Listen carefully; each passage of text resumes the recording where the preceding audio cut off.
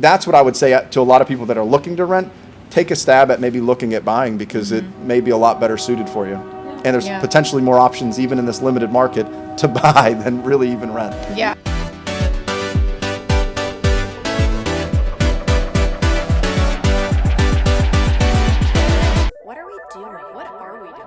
Hey, you guys. Hello, hello. It is me, Lauren. It is me, Jamie. Welcome to episode 21. 21, in y'all. a new location, real quick. Yes, if you're watching the video version, there was some construction noises happening, and so the wonderful folks over at Starland Strange welcomed us into their little, like, chillin' area. There's, like, super cute clothes all around us. There's some Longhorns on the wall over here. It's amazing. And we're on this awesome yellow couch, so shout out to them for getting us in at the last second. Yes, seriously. Today's been a whirlwind of a day. We're having a little mic issue, so I am holding this in between everybody, but we're making it work. When it rains, it pours. Yeah, all right? it does. That was good. That was a good phrase. Yes, yes. What did you do this weekend? I went to Charlotte to visit my sister. It was so good. I love Charlotte. It's so much. Have you been there yet? No.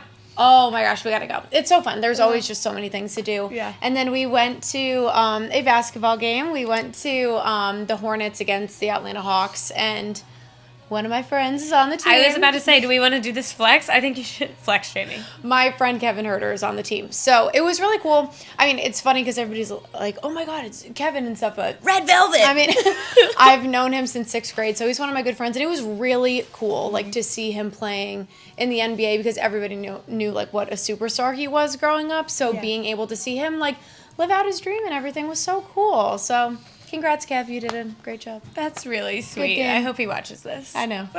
We'll see. Well, this weekend I was also in North Carolina. I went to Asheville for the weekend, and I got to see a little bit of snow. You know, it's like the city of beer, so I was living it up there. It was really, really fun. Went to a couple breweries, ate some good food, and just had a good time. That was it. It's so funny. You were so excited about the snow, and I was like, nope, being from New York, then going to school in Pennsylvania, I'm like, I'm done. I don't want any more. And Lauren's like, yes, I'm so ready to go be a snow bunny for Whenever the weekend. we were, like, on the way up there, it started to flurry in the headlights because it was dark by the time we got there, and I was, like, leaning out the window. I was like, look at that snow! Like, it was amazing. Oh my gosh, I love that so much. So yeah, it was a crazy weekend for both of us. North Carolina got a little dosage of Lauren and Jamie this weekend. What are we doing? Traveling to North North Carolina? Carolina.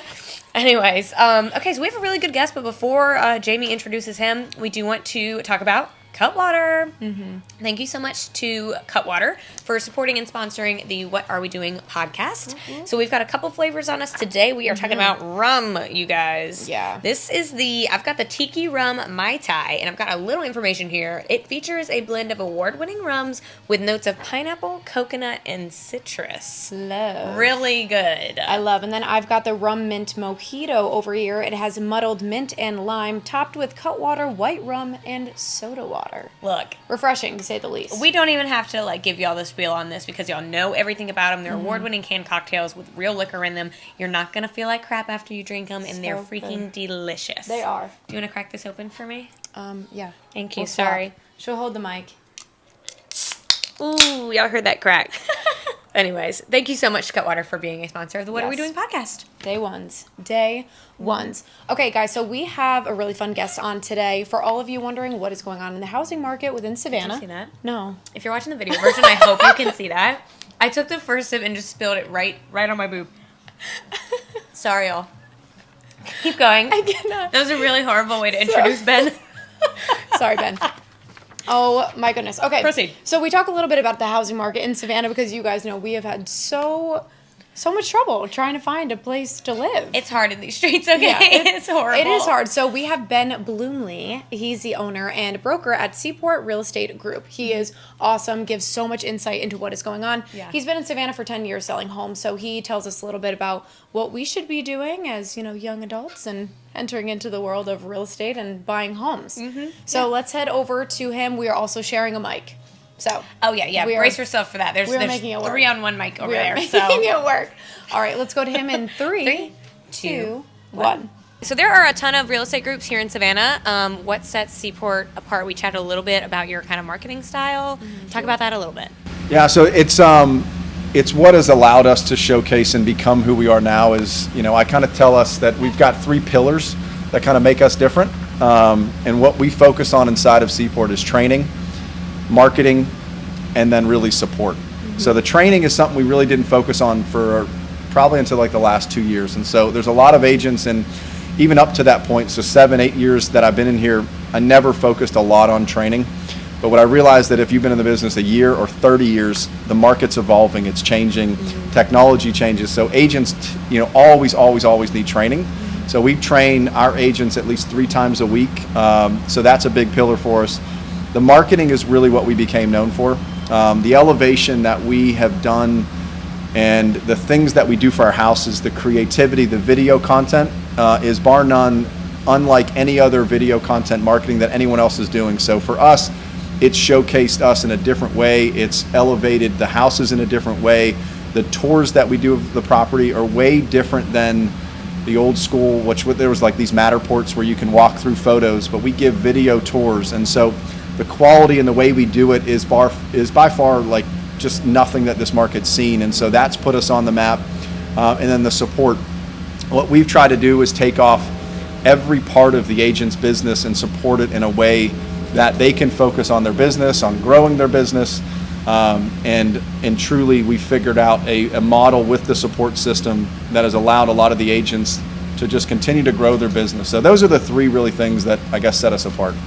That's awesome. You were telling us a little bit about your marketing and the videos that you create. So repeat what you had said to us about if there's a lake, you're jumping in it and everything like that. Elaborate a little bit more. Yeah, it was just a thing. I think what we realized was that the evolution of video content, and we were chatting about before the podcast, is that before it was very monotonous, it was just scripted, and so now the viewership likes the rawness of it, uncut versions. But what I saw was that over years, especially in this market, the majority of the competition that we're dealing with was doing the same thing. We put up a sign, we take photos, and we maybe send out some postcards. So no one was doing anything creative. And so for us, we needed to make a splash. We needed to be different. And so you're right, like if there was a pool, I was in it. We brought special guests inside the property. It was all about just gaining attention in the right way, in a creative way, so that when we're trying to market a property, we wanted people to continue to view the house and watch the video. So if I needed to jump in a pool, if I needed to go on a boat or a paddleboard to show the lifestyle of that house, that's what we would do. So that just being different. Yeah. That is so cool. I love that. If I was selling a home, I would want you to look like you were having the time of your life at my house. Absolutely. It's about selling it. And so we spend a lot of time when we go and market a house. It's honestly the amount of detail and time that if I was selling, say, your house, I want to know the things you don't like, but more importantly, the things that you do like, and what room that you sit in maybe during sunset or during sunrise. Where do you like drinking your coffee?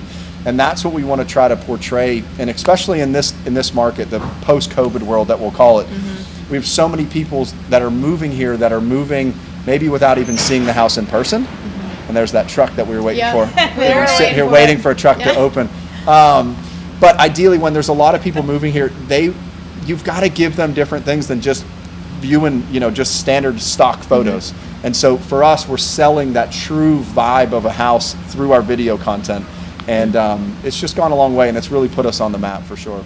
I do appreciate that when you said like it being kind of more like authentic of what the house is and the vibe of the house and everything. Because I even know looking at carriage homes, like the pictures did not look anything like what it actually was when I got there. No, and every home has a vibe. You don't know the vibe till you get in there. So if you can show that to people who are buying unseen, that's huge. And coming from, like I said, coming from other markets and coming to this warmer climate, and like that's what people want to see. So I feel that it's allowed us to maximize not only the value of the house, but also just the lifestyle of it, like you said. But it's just different. Honestly, that's the one thing that we always try to always put out there, is that we want to do things differently, stay above the cut, and always try to create new, fun content. And then that's the best part. It's fun. Yeah. Like it's just, instead of just sitting in a house, it's, I don't know, making things fun. And the post-COVID market, I know That's what I wanted to dive into. What the hell is happening right now with buying and selling houses? It's wild out there. It is the wild, wild west. So pre-COVID, you had a normal market. And what people don't understand, I think, is at the initial 3 weeks of COVID, all of this could have been different. The first 3 weeks when COVID hit, you had people retracting offers, you had medical practices shut down, you had businesses shut down from overseas. We thought the whole world was going to end. And then really at a quick of a turn of a hat, it became one of the hottest real estate markets. And so how it really transpired was that when COVID hit, there was so many uncertainties. So the people that had their houses on market took them off market, right? So you had this huge influx of inventory that shrunk within a matter of, say, 30 days. But when that happened, you thought a lot of those people would come back to the table, but they didn't. And they didn't. And so what happened is that the inventory was there, sold so quickly. You then had massive corporations become more remote and have that work-life balance, and no one's really working. Instead of 7 days a week, maybe they're there 2 days a week, or maybe not at all. So then you had a huge population living in the Northeast and the West Coast that said, wow, I could work from anywhere. Do I want to work in the Northeast and be miserable and cold, or do I want to come south? So for here specifically, you had this huge influx of buyers with very little inventory. You had the feds keeping the interest rates lower than they've ever been, in the high 2s, low 3s. And so you had this like perfect storm, but no inventory. So when you have low inventory, the market went up, the rate stayed low. And so especially here, you still have all these people buying it and still coming here, and our inventory is not going up. So until the rates start going up, which really at the beginning of 2022 now, the rates have gone up. The feds will probably increase that 2 more times this year. And as that happens, that will control our inflation, which most likely will allow the people that were on the fence to probably put their homes on the market. But it is truly the wild, wild west. I would say 90+ of our homes that get listed are multiple offers, selling homes way over asking price. So it is truly crazy. I don't know if that, I hope that kind of gave you an insight. No, you just explained it very well. And so this might be a dumb question, but does that then impact, we're renters at the moment, and we have talked on this podcast about our rental woes. Does that impact the rental market also? 100%. And so even you're talking about Wild Wild West, we had a home, and we don't do a lot of rentals. We're mainly on the retail side, but we did list one the other day for, I think, around like $2,000 a month. We had a bigger bidding war on that rental property than we did on some of our retail homes. The property actually got bid up to, I think, around like little north of $2,500.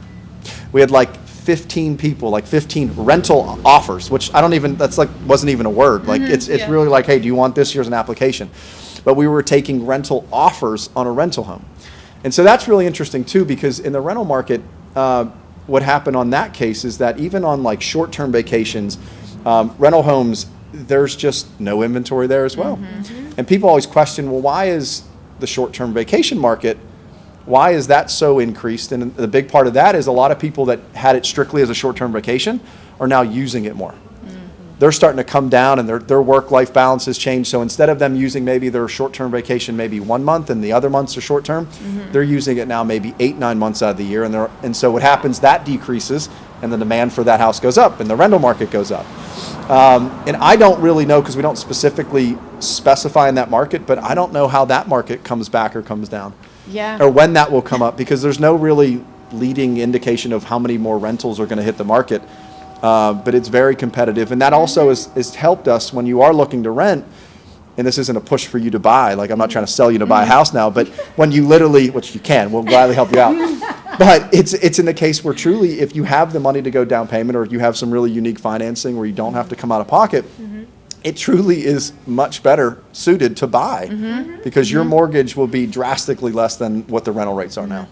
Well, I was actually seeing on the news the other day that so many people our age are buying homes now because it makes so much more sense to do that than pay a crazy amount of rent every single month. Well, I think there's a lot of there's so much misconception and concern right now, because people are like, well, it's the hottest market. Well, just break down the numbers, right? So if you're going to pay $2,500 to rent a property for 12 months, you could buy it with as little as 0% down, some as 1, maybe up to 3.5% down. Like, there's really creative financing that, one, I don't think a lot of people understand. But if you're renting, there's nothing wrong with renting, but in the long term, you're just throwing that money away. You're not building personal financial wealth. Right. You're just throwing that money away. So for us, it's like, I always tell this, and I used to tell this for years, even outside of this post-COVID world, just take it this way. Don't overthink the value what you're buying at now. Because a lot of people are like, I'm not buying now, it's too hot.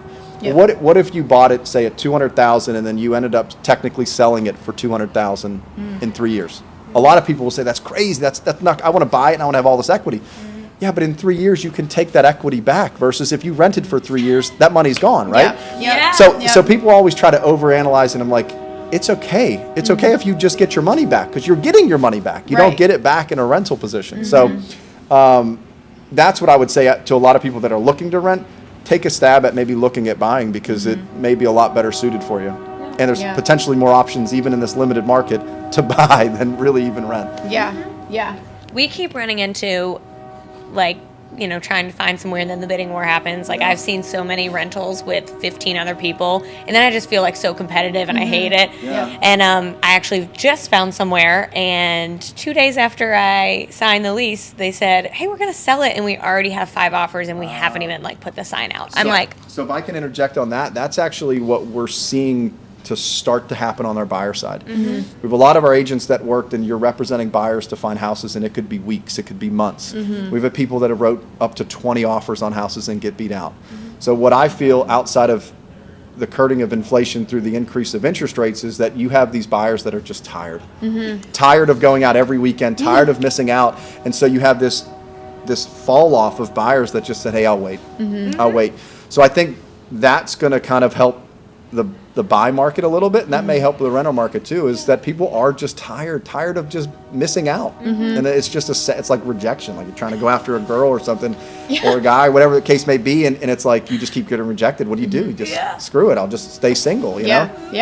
I know whether that's happening with you or even me. I actually took over Lauren's carriage house that she was in, there you go. And they're selling their home, and they told me that when the new person comes in, they can either kick me out or they can raise the price. At that point, it's up to them. But for me, I'm like, oh God, like I just got in here. I might have to leave again. And trying to find something else already is like, and that's another thing too on renting versus buying. Like, understand what your lease says. Like that you don't have much control. When you're renting, you are abiding by that lease agreement. And so that may typically, in those leases, the seller have a 60-day notice to vacate. So like you could move in and make it all yourself and get the walls all jazzed up and stock it with your Cutwaters, and all of a sudden 60 days later, you have a notice to vacate and you have nothing to do about it.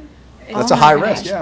And so I have another question. I have considered buying a home just because I'm exhausted of renting. What if someone were to buy a home here in Savannah and then get a job opportunity somewhere else like 3-5 years later? Like, to me, that is really freaky. Is that like a normal thing that happens? What do you do then? Absolutely is. It's also like we have a lot of military in our town that happens a relocation. So I always tell people it's not a problem. I never objecting to rent. If you knew you were coming here for a year, it may be a lot easier because the flexibility and not worrying about buying and selling and worrying about the insurance. Having the flexibility of a rental is always good, but if you know you're going to be somewhere, like if you guys are working at your current job and you know it's going to be a 3 to 5 year, then you could at least forecast that out. And if something happens, you got to leave earlier, then you deal with it. But I would just try to figure out your current situation and try to predict how long you're going to be there. But I mean that. Does that make sense? Yeah. Well, I guess in my brain, so I grew up in a home where my parents, we lived everywhere for 10 years at a time or something like that, sometimes longer. Well, back then, no one ever moved. You bought your house and you stayed there forever.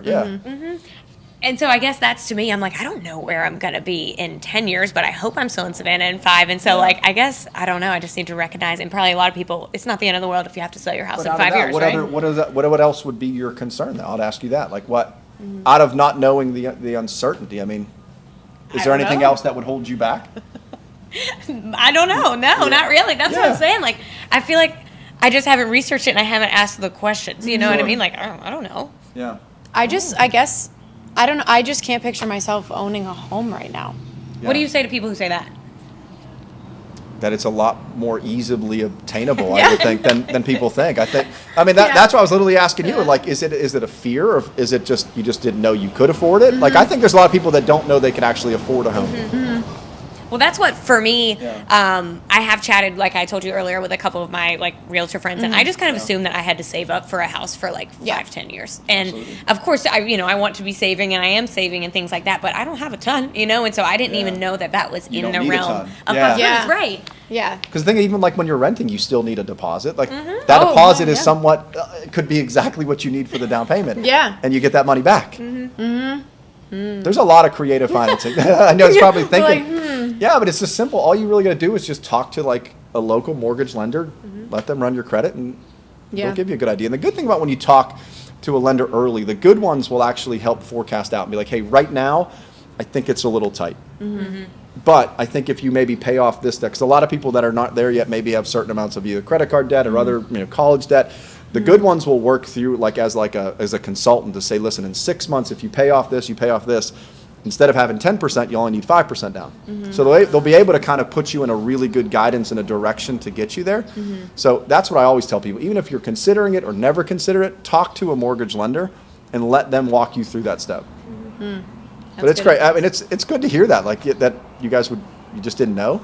No. Yeah. No, it just seemed like something that was just very far away until I started getting so frustrated with the rentals. And then I was like, okay, I know other people around my age who, maybe they don't live here. I'm from Mississippi, so a lot of my Mississippi friends are starting to buy homes and things.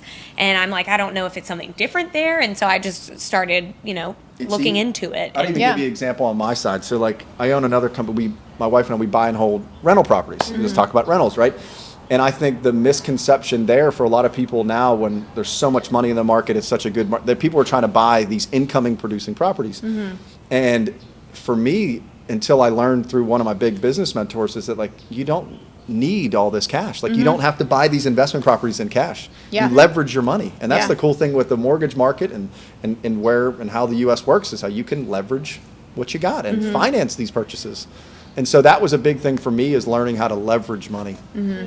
Yeah, I genuinely just thought you had to have all this money to put down at once. I'm like, I'm not owning a house for a long time. And then you got to realize that sometimes it's the same as your rent to pay every month. Or less, yeah. It truly and I'm like, in this market, honestly, I don't know the percentage, but it would be drastic to think that there's not, in a certain price point, you were paying way less on a mortgage than you are for a rental. Yeah. Wow. It makes me feel. Thinking. It makes me feel sick. Got the Yes. wheels Well, turning. every time we have this conversation, I'm like, oh my God. I think about how much rent money I'm never gonna ever see again. Yeah. And I mean, at our age, I mean, that's normal. People are renting right now, but at the same time, things are kind of changing and people are buying. I'm 2 years older than you. I'm getting up there. I'm an old lady these days. But there are also things and it's funny, they're actually, but there's pros and cons, trust me. It's I'm not forcing you to go to the buy side, but a lot of people like the rent. I know people that are 40, 50 that like the fact that if the toilet breaks or the sink breaks, you call someone. Because we do have a lot of people that we convert from renters to buyers.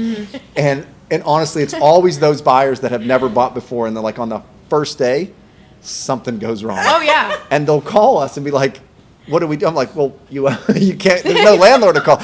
You clogged the toilet, you got to call a plumber now. Yeah, and and it's true, it happens all the time, always with almost the first time buyers. And it's it's your toilet now, right? You can't call, you can't call your landlord. You got to fix it. You got to pay for it.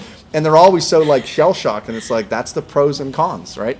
That would be me. I would be calling you. I'd be like, Ben, I don't know why the toilet's not flushing. And then I'd be like, Dad, I don't know why the toilet's not flushing. You got to think. So, can someone come help? Have someone. So that's where depending on your finances and things like that, where people are wow, I do have enough for down payment, but then you also got to have enough in your account for those reserves, right? If your air condition goes bad, that could be $4,000. A new system could be $10,000, right?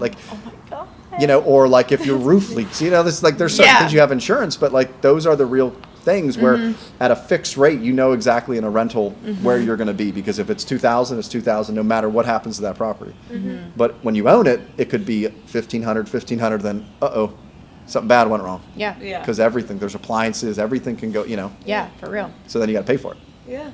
Wow. So This is so crazy. it sounds like any of our listeners who are in similar situations as me and Jamie, a good thing to do would maybe just be considerate, maybe talk to someone and see what your Talk to options a professional, and then honestly, a good realtor will get you in touch with a good local mortgage lender or banker that will walk you through those steps. That's the first place to start there, just because, like I said, a good one will walk you through those steps to say, this is how much you will need, and then you could start up with a financial plan to start saving that amount of money for that down payment. What is your biggest piece of advice for someone that is buying a home for the first time? Ooh, that's a good one. Wow. Lean on it. Well, first I would say lean on and find a really good real estate agent. And I'm not just saying that because I'm in the business, but it truly does, as long as I've been in the business right around 16 years total. I started in Atlanta. But when you find someone, make sure that real estate agent truly knows that specific market. There's real estate agents that sell all over. but there's the good ones that specialize in that specific marketplace. Like I live on Dutch Island, right? So I would want to make sure that if you're buying on Dutch, that you find someone that lives on Dutch that knows every square inch and knows the angles and knows the history of the island. So start there truly, because a good real estate agent will walk you through not only where this neighborhood's been, where the value of this property is, but also can give you good forecasting potentially even in this market. Will it go up? Will it go down? Right. Start there. Don't overthink that. I think a lot of people also think when they're buying a house, there is a misconception that a lot of buyers think that they pay us.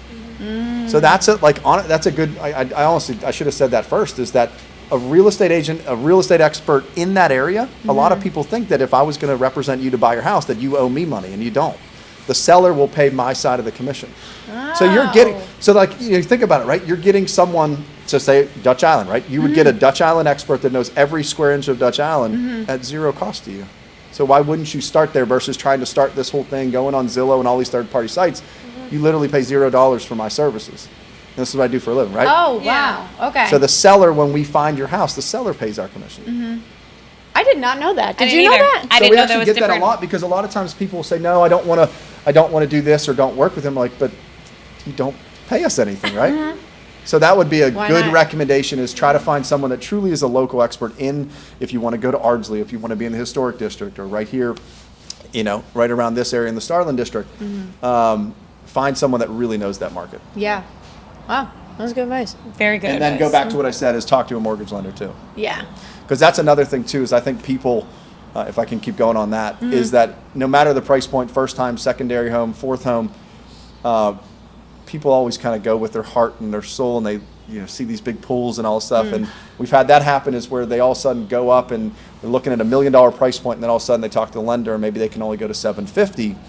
It makes our job really hard when you're looking at $1 million plus homes. And also for you, imagine if you're looking at these glorious 5,000 square foot, and then they find out like, hey, just kidding, you got to buy a much Nope. smaller, downsized. So start the process, know exactly your price point. Yeah. And that makes your life a lot easier. So it also saves you time versus going all over, looking at all these different homes.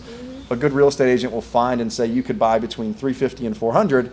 So now you went from looking at all these homes down to this many. Yep. Saves your time, narrows down your price point, and you could find exactly what you're looking for quickly. Gotcha. So be a little bit more realistic about your search at the Yeah, end of like the day. as direct as possible. The mortgage lender will tell you exactly, like there's the ones will tell you cannot go over 351,006 cents. Like they'll get you very specific of like, you literally cannot go over this budget. Gotcha. So you can set your parameters and say, okay, I cannot buy over that budget. That's great Like the advice. pools- I pools will around be future. hurting my own feelings looking at things I Yeah, can't for afford. sure. Yeah. You'll end up like never buying. Honestly, it happens Yeah. all the time. Oh, And like I the mean- ones for us, it's like miserable. We're like, I can't find that anymore. I can't find you this pool on deep water with a boat lift for that price point. It's A non-existent. boat lift. Yeah. I want that. I know, me Get you a too. boat lift. Yeah. Yeah. What a pool. That'd be good. Well, I think you've answered all my questions. Do you have any other questions? This has been very, I know. like, educational Yeah. for real. You've been great. Do you have anything else you want to add? No, I feel like, I think it twisted. Now you guys are going to go out and buy houses. I now. know, I know. Like, We got to have an update next and week. we can celebrate your housewarming with some Right, Cutwater. with some Cutwater. I feel like I've been bumping your sponsors. I know, honestly. I think you should do the sponsor read instead of us. But that'd be a good one. We'll stock the fridge if you guys buy with Done. Wonderful. fresh Cutwater. Cool. Yeah. Awesome. Well, thank you so much You're for coming welcome. on the podcast. Yeah, it's my pleasure. Yeah, I really appreciate it, and I hope you guys find a house one day. I know. Yeah, Thank you. One You're day. welcome. So I think Ben might have convinced us to buy homes. I think that I want to be a homeowner. I've had this thought, but after talking to him, this is like the third realtor who's told me, like, you can make that actually possible. So. It's just, I feel like we've learned a lot over the past few months, especially searching for rentals and everything. So I don't know. We may see. But he did promise us that if we buy a house, the entire fridge is going to be filled with Cutwater. Y'all know what's up. going Yeah, to be and there. little plug, we'll post this on our social media, but we will be going on his podcast Yep. next week. Next so week. whenever that's out and ready for you guys to listen, we'll share it. We love supporting each other on the pods. Speaking of Speaking of. support, Jamie, I just really need your support here. Jamie. I'm ready. Jamie. I was wanting you to say it with me. What are we doing? I was like, what? Jamie, What are we doing, Lauren? it's time for your favorite segment. It's the What Are We Doing segment. Yes. All right, y'all. So we got a good weekend rundown for y'all. happening on Thursday the 27th, Atlanta Rhythm Section at Victory North. So go see Southern Rock Band Atlanta Rhythm Section live Thursday night at 8 p.m. And those tickets are $30. Get your weekend started. Yeah. Early. Next up for Friday the 28th, we have Wow, a really good comedy show. Wow. Wow. Join Savannah Comedy at the Wormhole Friday at 7:30 and laugh with some of the best comedians from all over the Southeast. Guests can expect to see a national touring comics and local favorites. Tickets are $10. Cool. Why not? I love that. That's Every fun. time the Yeah. Wormhole does comedy, it's really funny. Like, I've really enjoyed. I've seen like 3 different, groups put it on, and I think that I might go to this. Wait, yeah. Have you seen? You No, I seen haven't. any No, comedy? we need to go. Okay, yeah, we're going. Yep, done. What are we doing on Saturday the 29th? Beer and yoga. We've been talking about this for weeks, Months. and it's And finally both. arrived. Okay, join Savannah Power Yoga at Service Brewing Company for beer and yoga, y'all. A $15 ticket includes 60 minutes of yoga and a pint of beer. Love it. Yoga starts at 11:30 Saturday morning, and you can pay at the door. Yeah, real quick, I've talked about them in the past because I was a member with them for a while. Kate Doran is teaching the class, and she is incredible. She is the owner of Savannah Power Yoga. You do not want to miss this. We've been talking about this forever and keep putting it on the calendar, so we will be there. We will 100% We will. be there. We It's will. written in my planner. That's Yep. real. It's done. Also happening on the 29th, Blade and Bull Axe Throwing Anniversary Party. Yay! Celebrate Blade and Bull's first anniversary on Saturday at noon, lasting all day. There will be food trucks on site all day, special beer releases from Southbound Brewing Company, live music, and plenty of axe and ninja star throwing. Ooh. So, big happy anniversary to Ninja Blade star. and Bull, right? What does that mean? Have you seen a ninja star? No. They're like yay big. Oh, yes, those things. Yeah. Shoot. I think you're supposed to hold them like between, not like this, but like this Your or something. fingers and Yeah, just like a cigarette and just chuck it. like flip it or something. Nice. I don't know. Also happening on Saturday the 29th is Rumors, a tribute to Fleetwood Mac at Victory North. So this is an authentic recreation of a Fleetwood Mac show, and it is going to be back here in Savannah on Saturday. Wait, that's awesome. Yeah, I've heard that they're actually really, really good. I think they've been here quite a few times. Cool. Yeah. Okay, Saturday has a lot going on. Tons. Sunday fun day per usual. The 30th of January. Cannot believe this month is gone. I know. Good riddance. Bye. It's been an interesting month for me. Oysters on the Bluff. Head over to Isle of Hope Marina from 3 to 6 on Sunday to shuck some oysters and celebrate community. Love that. The event has lots of food, wine, and beer, and it's actually the celebration raises money for Chatham Savannah Citizen Advocacy. Cool. Nice. Per usual, we're not there in the moment, but Starland Yard has been there since day one. So some Starland Yard happenings this weekend. Saturday, new Yoga Now community yoga class. Again, from yoga. 12:30, yeah, to 1:30. Everybody's getting into yoga this weekend. I like it. Me too. And then Monday, music bingo from 7 to 9. We're always at Starland Yard. I feel like I've been there so much recently. We live there. We It's do. so much fun. And literally, pick a day and go. You'll have a great time. And get the pizza. Ooh, good Lord, get the pizza. Okay, so one thing that I did want to mention that I'm about to start talking about a lot, I am a candidate in the 2022 Man and Woman of the Year campaign for the Leukemia and Lymphoma Society. Yay. So this is really cool. It's basically a 10-week-long campaign where I have put together a team of people, and Jamie is on my team. Woo-woo. We Hey. are Team Bad Blood, and yes, that is a Taylor Swift reference. Of course. So we've put together this team, and for 10 weeks, starting on February 17th, we're going to just bust ass at fundraising and try to get as much money as possible for LLS.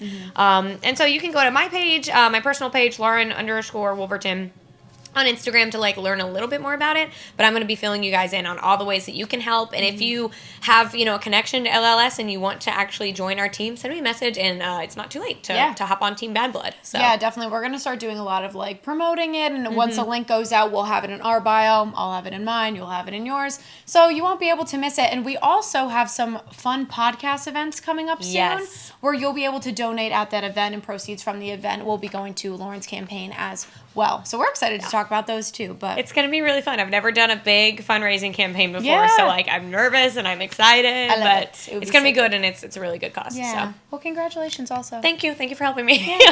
Got you. Yeah. And with that, I guess we'll shout out our sponsors. Yes. I know. So speaking of support, speaking of love, thank you to Starland Love it. Yard for always supporting the podcast. And thank you to Cutwater for sponsoring the What Are We Doing podcast. Yeah. We love you so much. We do. We really do. Thank you guys so much. And thank you for bearing with us this week. It's never dull. We're just going to keep going with that phrase because it really applies Who to knows everything. where we'll be I know. next week? Maybe we'll just start hopping around. Who Yeah. knows? Who knows?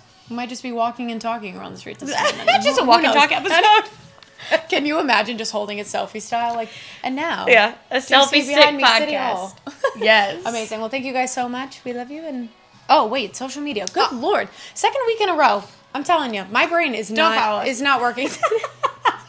Give us a follow on social media at What Are We Doing Sav. Also, make sure to follow our paper at Connect Savannah. And if you guys want to sponsor an episode, become a full-on sponsor of every single episode, like Cutwater, send us an email. You can also DM us on Instagram, but we always check email. So whatarewedoingsav@gmail.com.